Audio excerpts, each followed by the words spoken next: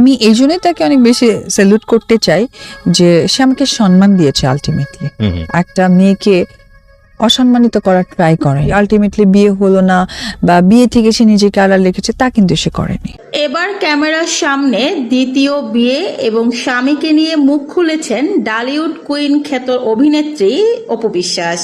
তিনি বলেন, আমার দ্বিতীয় স্বামী আমাকে বিয়ে করেছে, আমাকে সম্মান দিয়েছে। সাকিবের মতো বিয়ে করে বাচ্চা নিয়ে সবকিছু লুকিয়ে রাখেনি।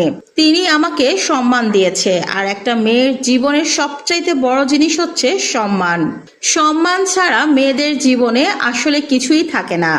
অসম্মান নিয়ে পৃথিবীতে বেঁচে থাকা অনেক বেশি কঠিন হয়ে যায়। সম্মানের সাথে বাঁচাটা জীবনে অনেক বড় কিছু।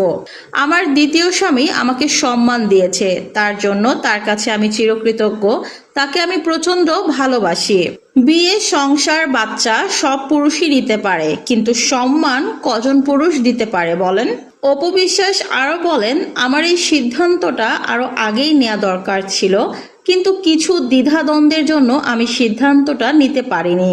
আমার মনে একটা আশা ছিল সাকিব হয়তো আমার সাথে সবকিছু ঠিক করে নেবে, আবারও হয়তো সাকিব আমি একসাথে সংসার করব। সেজন্যই আমাকে যতই পরিবার থেকে প্রেশার দেওয়া হোক না কেন দ্বিতীয় বিয়ের জন্য, আমি কখনো রাজি হইনি। কিন্তু এখন যেহেতু দেখছি সাকিব তার নিজের মতো করে তার জীবনটা গুছিয়ে নিয়েছে, তাহলে আমি কেন বসে থাকবো? সবকিছু বিবেচনা করে আমি আবার দ্বিতীয় বিয়ের সিদ্ধান্ত নিয়েছি এবং দ্বিতীয় বিয়ে করে ফেলেছি।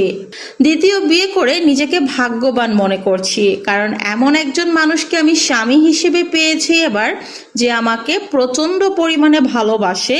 তার চাইতেও বড় কথা, সামাজিকভাবে যে আমাকে সম্মান দিয়েছে।